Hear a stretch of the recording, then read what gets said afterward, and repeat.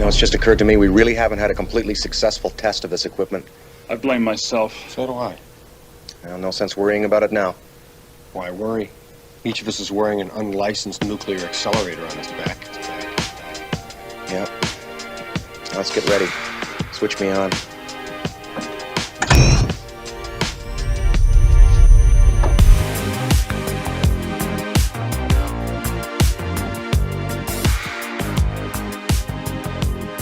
I don't think you're crazy. Back off, man.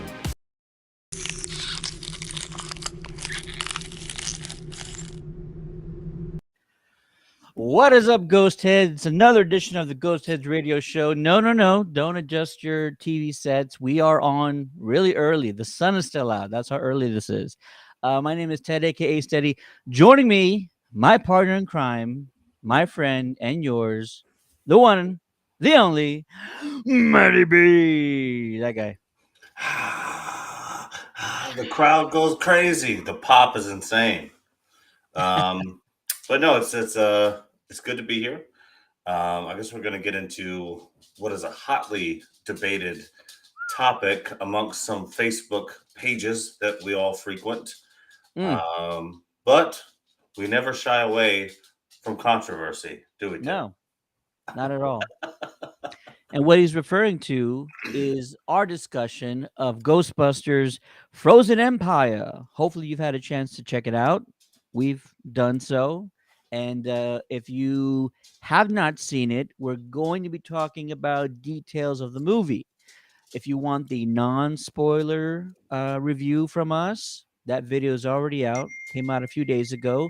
You can check that out on our timeline or on our YouTube channel at Countdown City Geeks under the Ghostheads radio playlist. However, if you've already seen it and you want to talk about it, you're in the right place. So spoiler warning for anybody who hasn't seen it. And also, we got this nice little marquee running down the bottom that says spoiler review. So I feel like I'm in the clear. Yeah. And for any clippers, we love clipping. We love all of that, but do not clip this down because we will get hate for it. First off, let's talk about the success of the movie. A little over 45 million domestically, 60, what was it? 60.1 or something I saw last. Yeah, worldwide, which is honestly, I'm not even gonna lie, 61.6. Higher than I expected. I was 50 million range worldwide, borderline maybe 55. Breaking 60, I feel like is a good start. It's a good accomplishment for this installment. And we all seen the critics' reviews. We've all seen what the fan reactions mostly have been.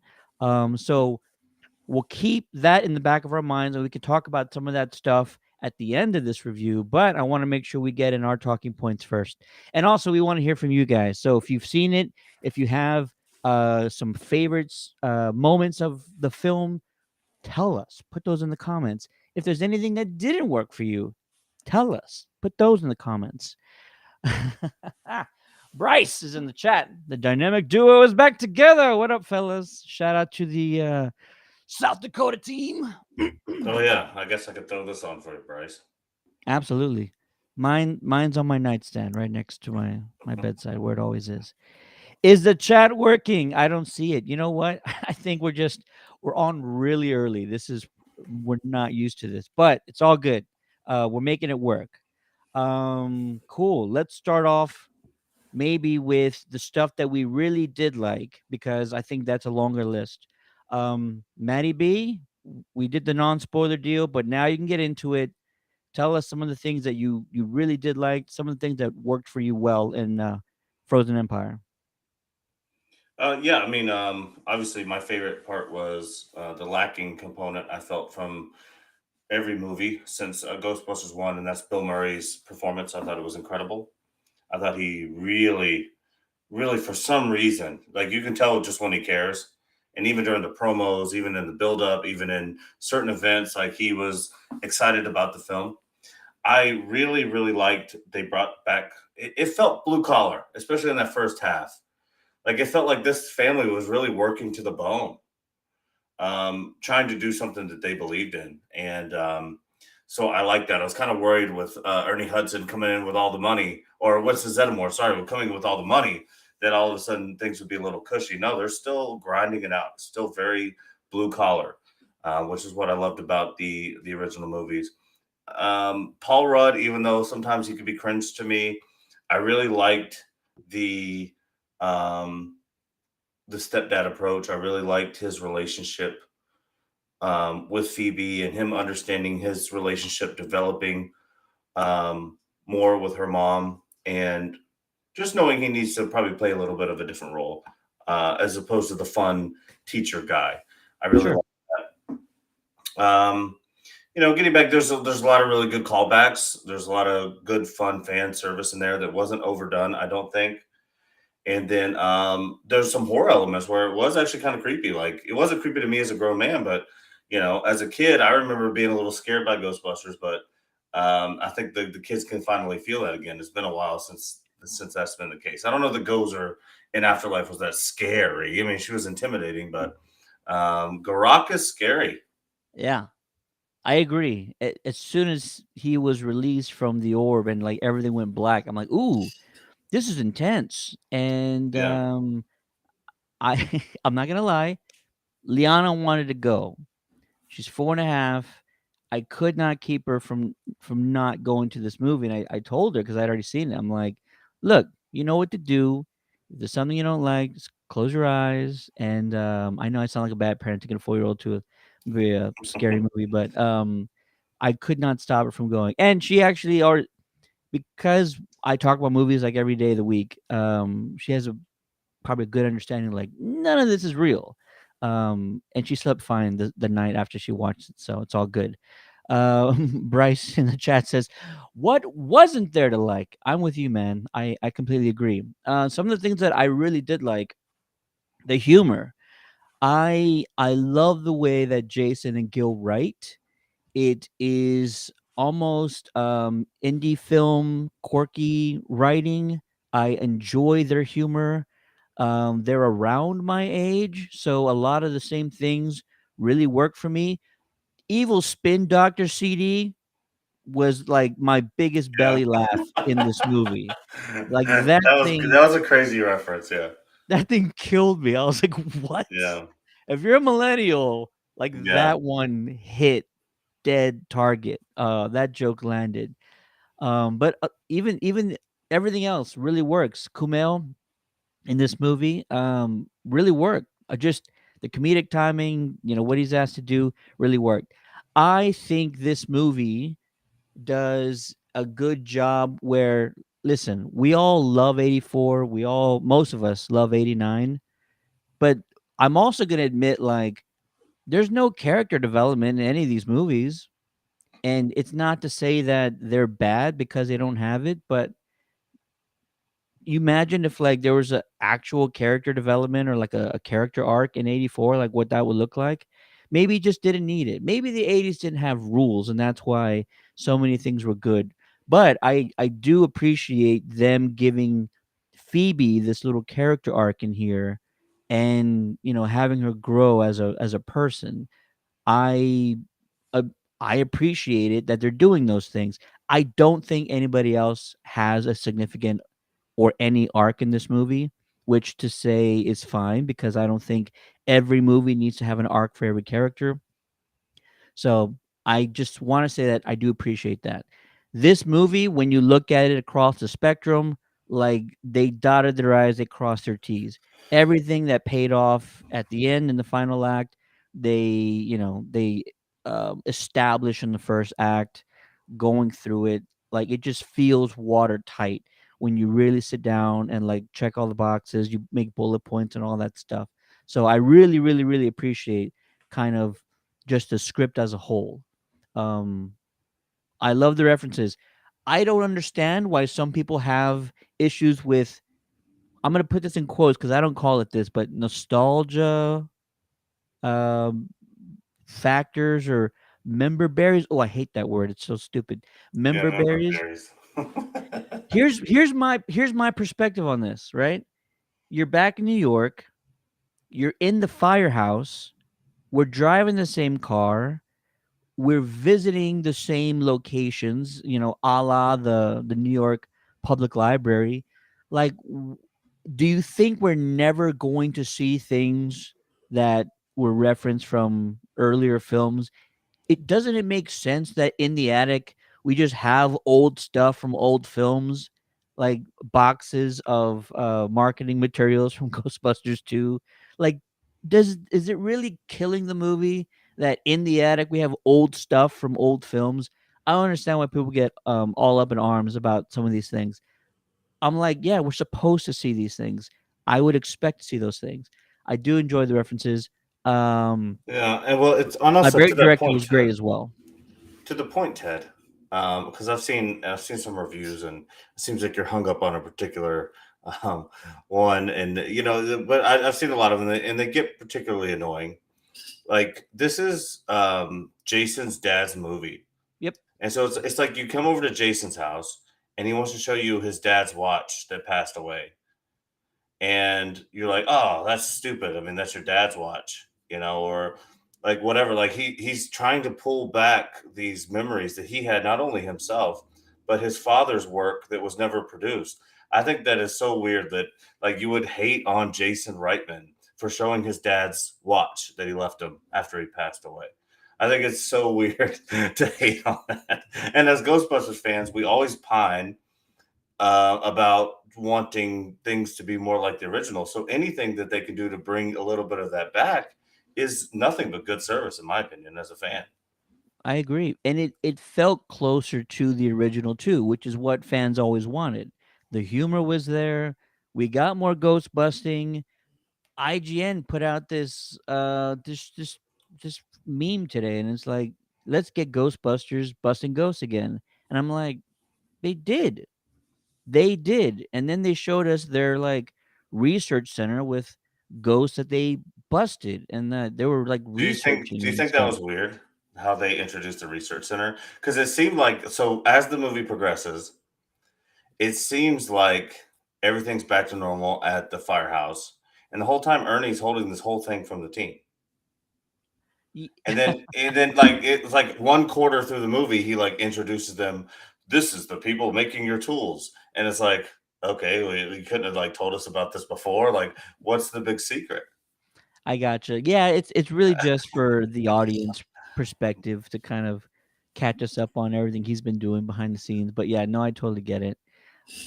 Bryce in the chat is saying the only part I didn't like was a character of the fire whatever and the stupid way he slid down the pole.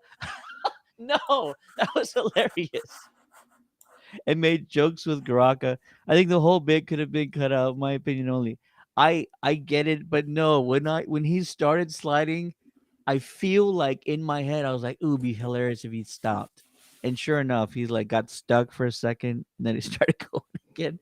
I I I'm good with it. I'm only good with it because we are in a Ghostbusters movie. Like there's got to be jokes. Venkman in the face of peril, lying on the ground, while Vigo is about to take over the body of a toddler, is cracking jokes, calling him a bimbo, and I'm Melon like, head. it's good. No, it's if it wasn't Ghostbusters, if it was like a Avengers movie or something, yeah, I totally get it. But You could have picked anywhere in the world. California's beautiful San Fernando Fernando Valley. Valley, I love it. I love it. Um, Jamie's in the chat saying, "How about that sick hook and ladder 8 intro, huh? Huh? I Huh, thought it was Matty great. B?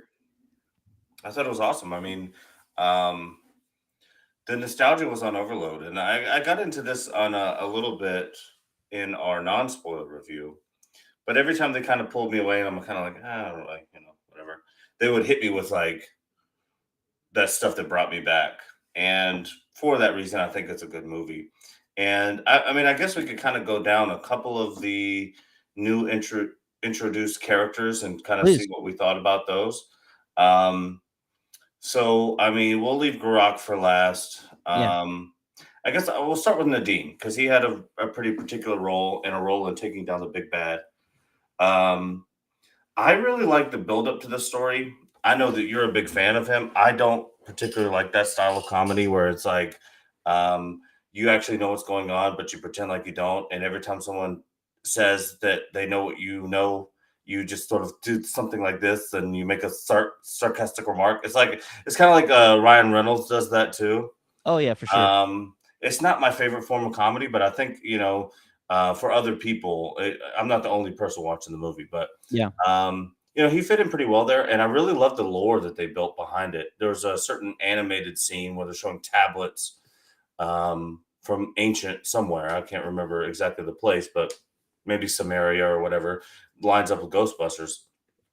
But it shows four people shooting fire at some sort of demonic thing, and it really looked like Ghostbusters, right? It looked like they're setting it up to be a story of every couple of centuries, these people have to come and take care of something to save the world.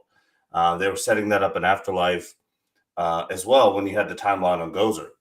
So I really like that. I don't know if I need force fire bending in Ghostbusters though. You know, It- um, yeah, and I get where you're going to go, and I know that you're going to be positive about it. I'm just going to say I freaking hated it. I thought it was corny, and I didn't need him to be the hero. I needed a Ghostbuster to be the hero, and maybe that's bringing it back to my point of he's an ancient um, spirit of a Ghostbuster, so that's fine. But I don't know. I just think Proton Pack should have taken him down, not this fire magic bending stuff. Terry's in the chat saying hello from South Dakota. And our friends at the Star Wars Stuff podcast say, Matty B back from the H-Town grave. Holy crap. Everybody celebrate Matty B on the show. Okay, so I like the parallels. I found it interesting. I love the lore that they build. I've already said I really like Kumail as an actor. I think he's hilarious. Just his sarcasm is what really I'm sort of really So, fond of. so you really like it, Ted? When every time someone says something, you have a snarky remark like this to say back. That's what he does, dude. That's his whole character. When Lucky's talking about his grandma like having a sex dungeon, I'm But to dying. I'm me, like, yes, that's I hilarious. know, but you have teenagers, Ted. To me, that I hated that I joke. am a teenager. I am a teenager. Yeah. My son tells me that, and I have to kind of agree with him from now on. So I like the parallels. I had another point. I completely forgot it. Terry says she's on the fence about it. So yeah, I agree. It's not everybody's cup of tea. I'm willing to admit that. I'm not gonna say no, y'all are wrong. I do find him funny, and learning that he's like a big, huge Ghostbusters fan, kind of also made it a great story Yeah, I afterwards. watched Just that video and I saw, and he was like he really is an actual ghost head. oh yeah, for Um, sure, hundred and percent. so we never want to hate on our fellow ghost heads. So I'm sorry for my critique, but You're good. it How about must have Penfield? sucked. It must have sucked to not actually be able to be a Ghostbuster. Like You if know you're what? that Yeah, if you're that big of a ghost head, and it's like you get cast in the movie, and they're always just happy to get paid, right? They're always happy to have a job. sure. I mean that business is difficult, But to be, if he's that big of a ghost head, to not be able to put on the khaki suit and a proton pack must have stung a little bit. But I guess they gave him a shine in the end. You know, he kind of took down the big bad. That's what I was gonna say. I was gonna say, 1 second. That is odd. What? I'll talk about that in a second. What's it called? The parallels and him being an ancestor. And I got a weird, I got a weird message, and I don't know how that happened. Very odd. Anywho, what about Pinfield? I really like Pinfield. Uh, very sarcastic. Very. This is very strange. What? Jeez. I thought Penfield was pretty good. I'm not the biggest fan of snarky Brits, but and I wish he would have been introduced to us differently. Like if they would have came into the New York, if they would have came into the firehouse and they would have said, "Hey, we've been working on some stuff in the background. We want you guys to come and handle some business. This is the guy that's going to be kind of helping you with R&D and all this stuff." To just drop it on him that now he's like kind of a main character. I don't think it did the character justice because I did like his character. He had great comedic timing. He did some really cool stuff with the orb and all those types of things. I thought the way they dropped it on us was like kind of weird. Like we're just supposed to respect this guy all of a sudden. We don't know anything about him, and he's in charge of R&D. I thought his attitude was hilarious. Like, I Yeah, get it. he's a snarky He's Brit. Yeah, snarky, bit of a dick. Cheeky. But his lines were hilarious. So shout out to James, who he didn't get a lot to do, but what he did do, I felt like he nailed it. He nailed just the comedic timing, the delivery of every line. It was really good, and I hope he's gonna come back for more. We'll talk about maybe what we think is gonna happen in the future going forward. So I don't want to spend time on this, but like somebody is trying to get into our stream, and I didn't know that was a thing. I didn't know that was possible. So somebody's trying to get in. Well, All log right. in. No, not a stranger, not somebody I've never heard of before. Well, let's just try it out. What happens? The worst could happen. It could be anything. It could be like we're not Well, gonna talk about it. if it's working, we'll shut it down. It's weird. All right. It's just never happened before. It's very odd. All right, going forward. Talked about what about Patton Oswalt? He's only there to help us understand this lore. He didn't get a ton to do outside of that, but I love that he came off as a geeky, nerdy fan. They were asking him like, "Hey, do you believe in spirits or whatever?" And he was just like, "Bro, does a bear shit in the woods or whatever he said?" And it was like, "Yeah, of course." I loved that he was in it. I loved how they wrote him. And of course, it gets us back into the library, which gives us the ghost. And I talked about it in our last video. They actually found unused footage of the library ghost to help recreate that scene. And so, if you didn't appreciate it, just understand that like they used 40-year-old film footage to help with that library ghost scene. So appreciate it. If you didn't before, appreciate it now, just because they went all out to try and make that work. I almost wanted it more build up a little bit on Ray's end of like being apprehensive, like, oh, I don't want to go in there, sort of thing. Because like he's not really afraid of anything at this point. But if there's anything he'd be afraid of, it's that library ghost. That's his first one, and it just would have been funny if there was a little bit more build up for Ray of like not wanting to go in there. I would But agree. when it comes to Patton Oswalt's character, Hubert Wartsky, I would say it's pretty clear to me, and maybe not everyone else watching, this is Ray's understudy. So Yeah. Dr. Ray Stantz is not going to be around for many more movies as we're world building, as we're trying to set up multiple sequels and these types of things. I think that Patton Oswalt is going to step into that Ray Stantz role. We have a lot of roles filled kind of on the team. I don't know if anybody's fully pulled off of Venkman yet. We have our Spangler, Well, isn't Um, Paul Rudd our new Venkman in a way? in a way, yeah, yeah, I would say for sure. But we don't have a Ray, I don't believe. I think maybe that's what podcast was supposed to do, but he's just sort of. They kind of just relegated him to just he deals with the mini puffs. That's kind of what he does now. Um, but I think they're setting up Patton Oswalt to be the new sort of race dance type personality on the team. Yeah. I I would like that idea. I think he'd be a good fit. At least a sort of that consultant factor. If there's a chance that he comes back, I think that would be pretty cool.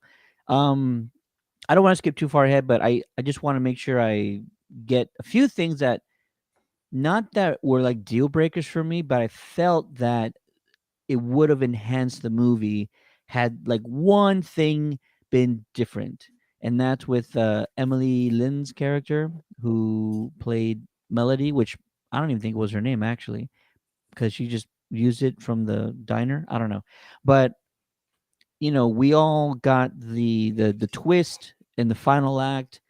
She's been either controlled or not really controlled. She's been manipulated in some fashion, and she thinks Garak is going to solve all the problems, get her to cross over. I would have loved it if they didn't show us like 20 minutes before that or 30 minutes before that Garak had already like made contact with her, because she had said she's walking down the street and Garaka clearly is his presence is there, and she's saying to him, "Why does it have to be her? Can it be somebody else?" Yada yada yada. Can you imagine like the bigger dramatic twist if we had never seen that short like 30 seconds, and we just Melody turns on Phoebe when Phoebe is ghost walking. That's what they call it, folks, ghost walking. Um it was real quick when Lucky said what it was. But yeah, I think that's the only thing I honestly would have loved that they had changed, because it would have been more of a surprise. It ended up being a small surprise, but we already saw it. We already expected it. So, yeah, I'm surprised they didn't leave it for a big twist. Um, they kind of just opened the curtains on that ahead of time, and I don't know why. I don't think you needed to tell us that she's being manipulated. You already set it up by telling us Garaka was like controlling the mini puffs. Their eyes got all big and they got all, that was how you establish. Again, they did a great job in the script establishing what is the laws of this movie, of this storyline, and that's already been established. So I feel like they should have saved it for us until the end. Only thing I would change, that one right there. Yeah, I would probably just remove Melody altogether. I don't really know how it does anything. The only thing that she did was have a weird, like, let's be honest, ghost relationship with Phoebe, and it betrayed her at the end. And in order for them to even like connect with each other, like Phoebe felt the need to like transition into something else. Like I don't know, the whole thing was like really loaded to me politically. I thought that Melody um widely useless character amongst the whole thing. When I really go back and look at the movie and think of things that I would change, that none of that even had to be there. Well, I'll Trevor, bite. How do you get Garaka out of the orb? If it's not Melody manipulating Phoebe, then there's got to be just a different way. How would you have done it? well, I mean, I think that I don't know that that had anything to do with Melody, right? I mean, that was so Nadim goes in to raise a cult and he sells an orb. They take and then obviously the orb freaks out, destroys the PKE meter. They take the orb over to the research and development department where Penfield is working with it. And then that's how it's released because they put it in the machine that pulls the thing out. That's how it got released. I don't think that had anything to do with Melody. Well, okay, so he doesn't get out like completely, but he is his presence is now impacting the environment, but he's not fully out. He's not fully out until he uses Phoebe like a puppet, and he starts reciting the chant, and that's what Right. breaks the ball apart, and now he's fully out to wreak havoc. But But again, they had to have a human do that. But I just feel like the power of Garaka mm, would be totally capable of possessing just anybody else. I don't know. I just felt I didn't really love that particular tone, especially for bringing in young audiences. I again, I thought at some points it was like beautiful, like her story, like certain parts of it are good. Like she got burned alive, she's walking around in fire. Like they could have done something else with that. It didn't need to be this romantic vibe, and it's not even that it's just a girl and girl. It's to me, it's like I've never really loved um you didn't like Ghost? romantic. No, I didn't like Ghost at all. Patrick Swayze, are you kidding me? That movie's the worst. I don't like romantic situations between like people and ghosts. It's never really done anything for me, and that's a Casper, personal preference. Christina Ricci. No, Yeah, but no, he was friend zoned from the get. He wasn't getting Christina Ricci. He was friend zoned from they the kissed. beginning. They kissed at the end of the movie, and then he Yeah, turned back into a pumpkin like a we, Cinderella we've all had story. a kiss. We've all had a kiss that meant nothing. But I mean, I think that I don't know. That was probably the only thing I would change. That melody scenario to me was kind of weird. And then the Nadim should never have been the one who saved the freaking day. Come on. It okay, so it's not a deal breaker for me either. But I will say that on the second viewing, I kind of saw what they were doing, but it's like slightly rushed, just a hair. Like I needed just one more to feel satisfied 100%. I needed one more like dramatic shift in the action because Garaka shows up, they try to blast him, doesn't work. Nadeem shows up, he's got the fire, doesn't work, and then he traps everybody who's in the firehouse garage. He traps them all in ice, and like, yeah, that's where things are the worst right there. Yeah. But it just seemed to happen too quick. Usually, like in most movies, right? Most action movies, some time passes. You tried something, it fails miserably. Then all hope is lost, and then like something happens at the end. It just felt like it was all there. It just happened in sequence too soon. Like Phoebe Yeah. comes out with her modded pack, and she's got a little bit more fight in this one, so it could work fighting back, but it just slightly, just a hair too fast, just a little bit more drama. Like I didn't feel like anybody in a suit was in any peril, and I you should feel that way, right? Like I felt like in Toy Story 3 the toys were in more danger than anybody in this movie, Yeah. and that's not a deal Um, breaker. It's not a big criticism of the movie, but I definitely wanted I, just I agree a that little I more agree that drama. it happened way too fast. But that's why some other critiques that I have of the building up of Nadim to eventually be the one who actually wins the day, even though Phoebe has her brass pack now, because apparently brass does better against ghosts. The melody portion, I felt like we could have saved some for that end goal because I agree. I felt like Iraq was defeated like that. It was like, boop, it's over. But I guess we could say that about Gozer too, right? Like we could say that about anytime the Ghostbusters have interacted with a large, like a big time ghost. I think the longest time it's ever taken them was Afterlife with the Gozer. But I mean, they shot the proton streams at Gozer in one. She disappears and then turns into the Stay Puft Marshmallow Man. A minute and a half later, he's disintegrated and is gone.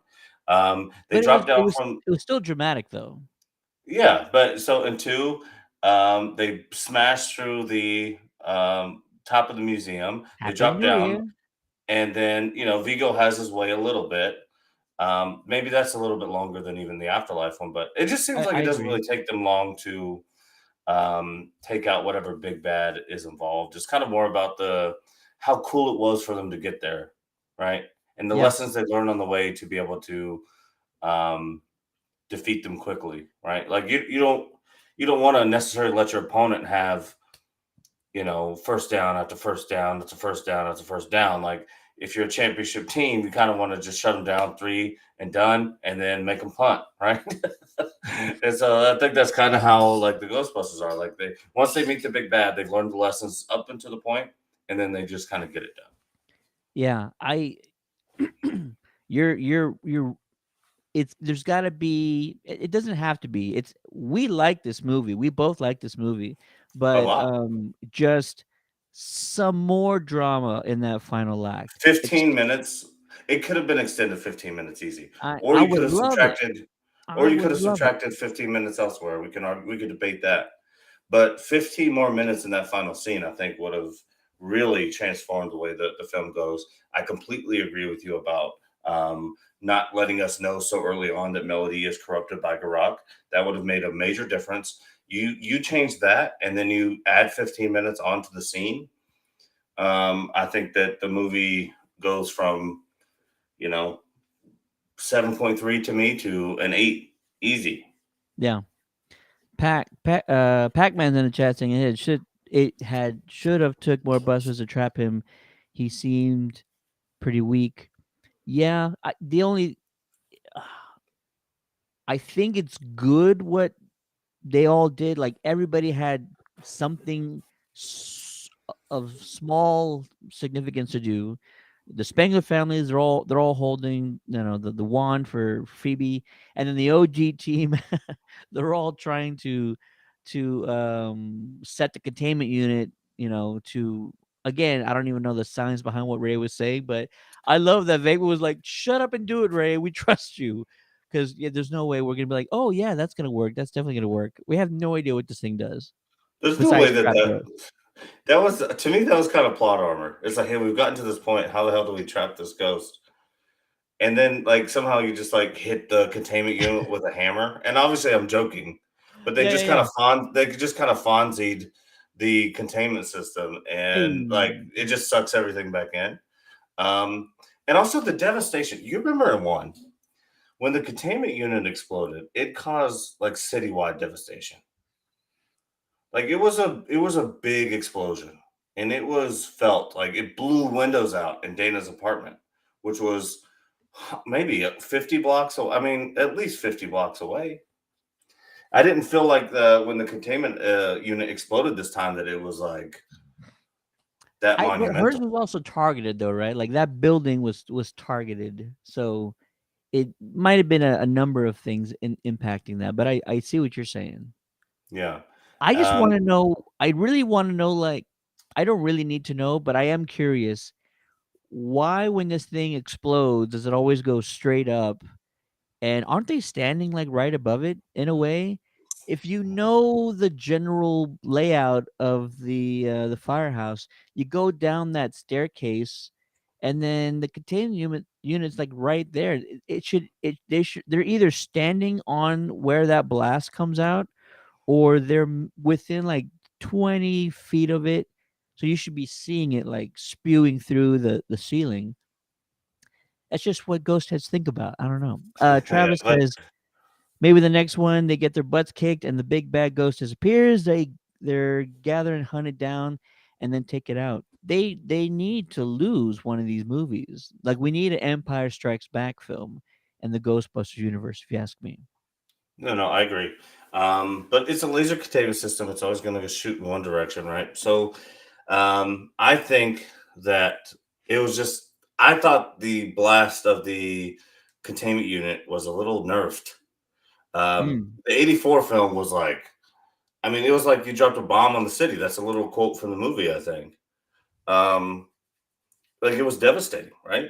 Yeah. So I just thought that that was a little weak. One thing we haven't talked about yet, I'd like to get to, is Mr. Peck. Because to me, especially giving um, Ghostbusters 1 and Ghostbusters 2, and the substitute for that in Afterlife was the sheriff.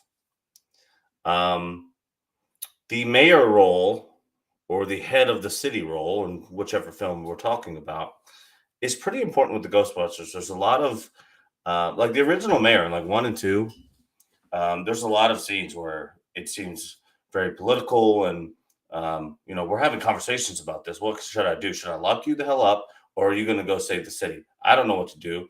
And so, there's a really good conversation there. I thought the pet character was kind of like that. If there's a member berry that I would say, I know we hate that term. I think he was widely underused in this film from what he could have been if they did it the right way. Because one, how does he even become mayor from being disgraced and sloshed in marshmallows at the end of Ghostbusters 1? Being completely wrong about everything. Yeah. And then in the next movie, we kind of had that weird twerpy mayor's assistant guy. Peck wasn't really around. So where was Peck during this time? I would have liked to know a little bit more about his ascent to being the mayor.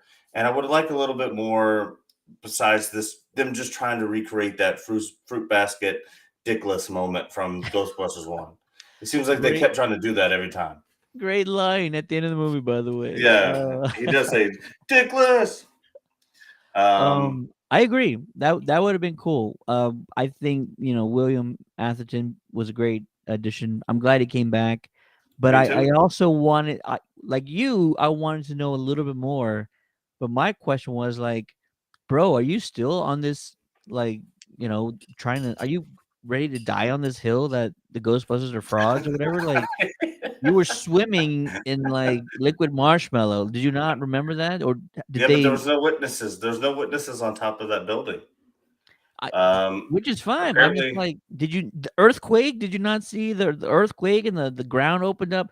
Please tell us how you think they he would. conjured that He was magic trick. EPA. He would have said it was climate change.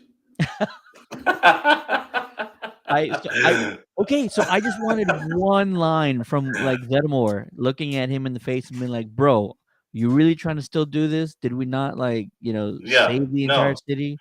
no. But it didn't happen. I I want wanted a little Zeddemore. bit of pushback. I wanted Zeddemore when he was giving them pushback to push him in a corner and say, "If you don't do what we're asking you to do, you'll see shit that'll turn you white." Yeah. And it just like, like, but yeah, no, I mean, they did a good job. The advancement technology wasn't too crazy. They had the drone, which I had talked about years in advance, Gil and Jason. So you're welcome for the idea. But I loved most of the movie. I just think that there were certain parts that I would have changed. But how is that different than any other movie that we watch? And $60.6 million. I mean, this franchise. I mean, we love it. It's big. It's never going to make like an Infinity game, or it's never going to be like the Hunger Game. It's never going to make $100 million. It's just not. Maybe if they build it out enough, but that's going to be 20 years from now. I mean, you're thinking that's a monumental differences. 60.6, if that's what you said the final number was. Yeah, 616. I mean, that's worldwide. I mean, that's a huge win for the franchise. Yeah, I agree. Travis is in the chat. He's got a great idea here. I like moving forward. We need ghosts from the cartoon that were pivotal. Sandman, Samhain, Boogeyman, coming for Trevor or Phoebe. We have to suspend disbelief a little with all these movies, though. 100%, we completely agree. And if it hasn't been clear to anybody who's just joining us, we really liked the movie. Like, we really enjoyed it. We're just at the part of our review where, like, little bit here, little change, little tweak here. It's just grievances. It's just grievances. Listen, for all the member berries or nostalgia bait or whatever that people are complaining about, here's the moment when that containment unit explodes.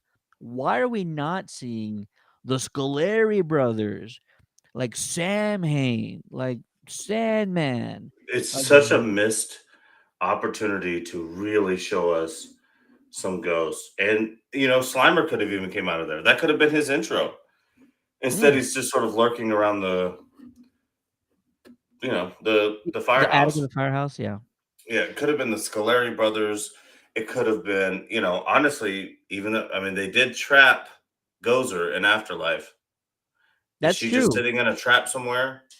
Is it just on an endless battery supply? What happens when the power goes out of those traps? She's in a trap somewhere. You're right. Like, seriously, Gozer's in there. Gozer's out right now. I forget Gozer was trapped. I forget because they were doing this thing in Afterlife where like there was so many proton packs aimed at ghosts that she was almost like coming apart or like Well, it's almost like Horcruxes though. Like her left arm could be in a trap, her right arm could be in a trap. But either way, those traps are sitting out in sand in the middle of Oklahoma or wherever the hell they were. Did they take those traps specifically and put them into the containment unit, or are they just sitting somewhere? I mean, what happened there? I would have liked to have seen them like at least put Gozer into the containment unit, and then it would have been really cool for her to explode, and all of a sudden, like Olivia Wilde comes out like suckers and the dips, and then there's all kinds of big bads and Scolari brothers and Slimer. I agree. I also wanted, again, these aren't deal breakers. These are just things that we think might have helped in like small moments. The end of the movie, everybody's cheering, Ghostbusters, Ghostbusters. Everybody's happy, celebrating. But I'm sitting down like New York City is overrun and like with thousands of ghosts right now that have been sitting in that containment unit. It's everything's not all hunky dory. It's not all sunshine and rainbows right now. Like we got to get to work. And I think what might be a great movie moment going forward is if we're not just going head to head with one ghost. Like there has to be a moment in the future where we are like in over our head, overrun. We talk about the animated series being an inspiration. Like how many episodes were there like dozens and dozens of ghosts facing the Ghostbusters at one point, and they Mhm. had to figure a way out of it. So there's got to be a scene or a moment or a final act, a final battle where they're just swarmed or surrounded by ghosts, and it's gonna be just like a crazy moment to try and take them all down. But that's what we haven't seen yet. 4 movies in, really haven't seen them go head to head. Yes, they've been surrounded by a lot of ghosts, but they're never like, going head to head with all of those. And so I feel like that's necessary. Pac-Man also says, in this movie, there really no proof of beating the bad, at least in the other two, there was some proof. And Gozer was multiple spirits. Pac says Yeah, Gozer was but multiple that's what I was spirits. saying. She's several things, but all of it did get trapped. Whether it was in one trap, whether it was in another one. Um, what is it? What was the name of the demon dogs? Terror Dogs. Oh, Yeah, Vince Vince, Closer, Ortho, and Zool. and Zool. They're trapped, and Yeah, Gozer's trapped. they're out. So, I mean, how do we know how that whole thing plays out? I don't really want to rehash another Gozer movie, but it would be nice to know that they're just like safe, right? Maybe they're on the solar supplied power system that just keeps the traps alive for long enough, because the second the power goes out on those babies, boom, see ya. Um, but yeah, I thought the Scolari brothers for sure were going to make an appearance. It would have been so funny to see them spinning out of there Yeah, in the electric chairs. with their You- cackle, yeah, like I doubt the judge. I don't know if he's still alive out there. I don't want to yeah. claim he is, but if he was just like out on his lawn or like The on his hammer, yeah. terrace, out on his terrace, like watering his plants or something, and the Scaleri brothers just like zoom by, he's like, "Oh, not again!" Yeah, And then he just that would runs have into been his hilarious. condo.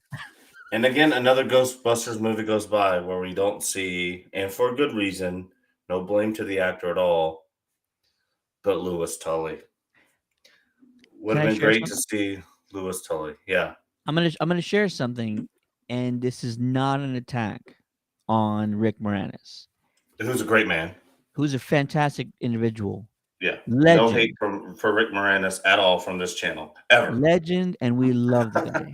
Yeah. So I was like, okay, we got to get him in this one. I know it. I have a good feeling, and it didn't happen. So I'm gonna say that what I've heard is most likely true, and we're just gonna have to let go of Tully from now on because I don't want They to say offered him who. $1 billion to come back, and he said no. Well, I will be honest about one thing. In Afterlife, multiple cast members called Rick. Like, I'm not talking about the new cast. I'm talking about the old cast. Like Bill, Ernie, Ray, I don't or know. Dan. I don't know specifically who. Like, I'm not gonna say absolutely everybody, but multiple OG cast members called him and said, "Come on, Rick, you got to do this, man. We're all coming back. You just gotta, Rick." And he probably politely said, "I'm good." And now we have another movie, and I feel like I did see somebody say the same thing, that we tried. It's not for lack of trying. We tried, and he's good. I For whatever He's reason, allowed. He's allowed to say no. Bill he's Murray was not allowed to say no, in my opinion. Rick is allowed to say no. But it would have been hilarious as the containment unit pops, and then all of a sudden from the couch, from behind the couch, you see um, Lewis and Andy Potts are like making out or whatever. They're like, oh, oh man. that would have been hilarious. But no, but and we're never going to give any hate to Rick, but that it would have been really nice because we really did get a culmination of a lot of those feelings that we had from before, and it always just feels a little empty without Rick. Yeah, so again, it's no disrespect to the great Rick Moranis, but if or when the man is ready, he'll come back. But he's just not ready.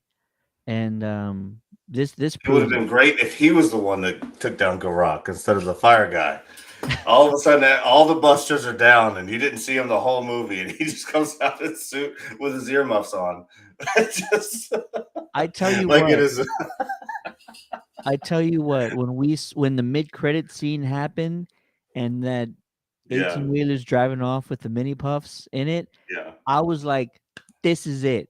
The camera's gonna pan and Louis Tully's gonna be walking out of the gas station holding like a Twinkie and a Yeah. Crunch bar, and he's gonna be like, "Well, there's something you don't see every day," or something. And that was gonna be it. I was like, "This is it. It's gonna Yeah. happen. We're gonna see him for like a split second, but it's gonna And be all worth if it." that's all it ever was, and if he never came back, that would be fantastic. But I would again, have been I would have been set. I would be like, yeah, "Cool, I'm good. Yeah, that's it. That's all I needed. 3 seconds of Louis Tully being alive in this world is all I yeah. needed." But obviously, all love to Rick Moranis. We love Yeah. you, buddy. Um, the movie could have been better with you, but it was just fine without you too. So the franchise is moving on, but come back to us, buddy. Come back. Absolutely. Speaking of the mid-credit scene, a story that we had shared earlier today is from Gil Keenan saying that him and Jason have a story up their sleeves that continues the narrative of that thread. The thread being the mini puffs are alive and well, multiplying like rabbits, and now they're like driving cross country. There's more trouble where that came from, Gil says. Nothing we can talk about yet, but it feels like those guys have way more story to tell. He says he loves them. They're so much fun to direct. He's making jokes now. They're prima donnas. Their writer is impossible, but it's worth it for what they do on screen. So, Maddie B, my question to you and to you guys out there is, would you appreciate a sequel, or this could also be a spin-off, right? Mini Puffs going crazy on where are they headed? Middle America, maybe the Yeah. South. I would like it for um, kids. To me, this just sounds like Minions. It just sounds like Minions. And I don't want to watch Minions. I have no need to watch Minions. Unlike you, Ted, I don't have kids. This type of humor does not pleasure me in any way. I find no joy from it whatsoever. As a Ghostbusters fan, I'll support it because there's a logo out there. There's kids getting involved into the franchise. But no, at no part am I trying to watch a Minions movie. Insert Stay Puff. What if it was more along the lines of, because somebody else mentioned this and I was like, ooh, Gremlins, like a Gremlins film, but we got Stay Puffs instead. But they haven't established them as being smart enough to be Gremlins. I mean, Gremlins were at least a little more cunning than that. Yeah. Um, you know, I mean, they're just basically useless blobs. I mean, and they terrorize everything in front of them, and that's They're just kind of like untrained pit bulls. But it's like, I don't know. I don't really even like them in this universe, to be honest with you. I don't think that it was necessary to even bring them in. And Afterlife, I don't think they're necessary now. I don't see what purpose they serve other than to keep podcast employed, because that's all he does now is, I guess, smash Stay Puffs. Even though Mr. Kim is an incredible actor and he could be doing a lot more with the team than just smashing Stay Puff Mini. Like I don't know. It's not for me. I gotcha. I think I'd seen a few theories online. What if because they're driving a Stay Puffed marshmallow truck? What if there's a way that they can like all combine and they start kind of building up to like a marshmallow man, like in '84? And I'm like, I don't hate it, but it's got to be done super well, or else you're just gonna have a lot of resentful fans that you're just bringing them back without, a gozer or someone declaring a destructor or anything like that. So you're treading a fine line if you start trying to pull stuff like that. Um, It'd be cool for a quick animated series, like if it's part of the animated series where all of a sudden, um, at the beginning of the film, they kind of show the truck moving in real life, and then it slowly transitions into animation. And there's an episode where they're they all come together and make this big Marshmallow Man. But let's not pretend like Marshmallow Man was like some intimidating foe. He was just a really big marshmallow. He had no powers. He just stomped around. It wasn't like a Gozer. It wasn't like a Vigo. It wasn't like a yeah, Garak. I mean, I don't know. I think the Stay Puft thing was hilarious for the first movie. I think people recognize it, and that's why they want to do this Minions thing with them. But at the same time, I don't know. I don't need them to like combine back and take over a small rural town. The only thing he does is just sort of stomp around, and the Ghostbusters have to fly in and zap him again. I mean, I don't know. I'm interested to see what Gil and Jason sort of come up with. All I know is let's actually speed up production. I don't want Ghostbuster movies 4 years apart. I don't even remember when Hopefully, the the last one came out. animated series comes out before we even hear about the next movie. That animated series should be pumping right now. Yeah, Netflix animated series is fully under development. It should be out probably, I would hope, this year, and I think if it's around like the fall season, that'd be even better. The other thing to note is that Gil has already said there's like a handful of deleted scenes. Most of them are in the final act, and they're all going to be on the home release, which for some reason you can already find pre-orders on Amazon. Like it's pretty wild that we're already listing pre-orders for 4K boxes and DVDs on Amazon like this far in advance. So sometime in the summer is what I've been told from Sony, that they're expecting to release a 4K box set of Afterlife and Frozen Empire. Of course, the Steelbook by itself. They're also thinking of doing um, I don't think they're gonna do a 4 film box set, but I really want an updated box set. The Ghost Trap I did not get the last time, and I'm really bummed that I didn't get that one. So whatever one they come out with next time, I am gonna grab 100%. I don't know if any of you guys went to AMC, but this trap at AMC is awesome. I mean, it's totally to scale. It's all the buttons turn. This is one of the coolest things that I've ever seen from a movie theater. I missed out because I'm a big popcorn bucket collector. I like my popcorn buckets. Another reason why I like the Superhero Car Show and Comic Con.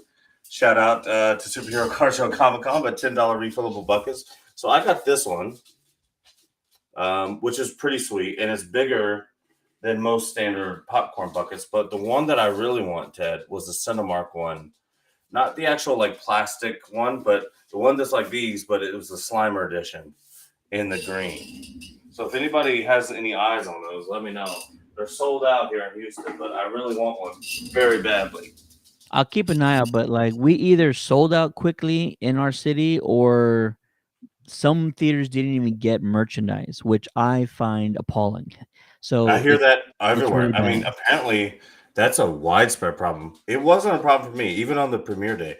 Like I got this mini puffed straw thing, the RC trap straw thing. This little guy I've have on my thing now. I got a T-shirt and a collector's cup too. Yeah, I got this cup.